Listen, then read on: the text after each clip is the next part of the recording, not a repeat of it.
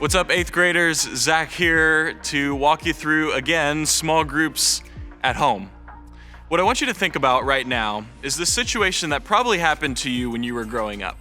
You remember how your parents would sometimes give you a warning by counting down?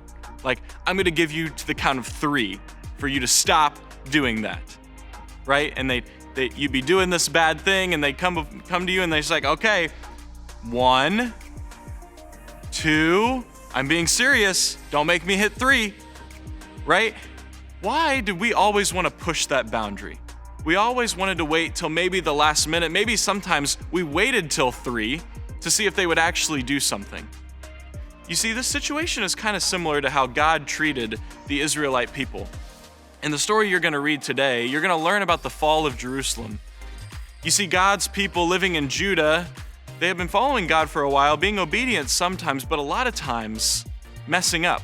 And they messed up time and time and time again, and God kept forgiving and protecting and providing.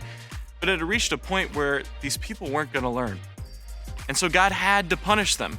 He'd given them all this warning. He had counted to 3, but they weren't listening.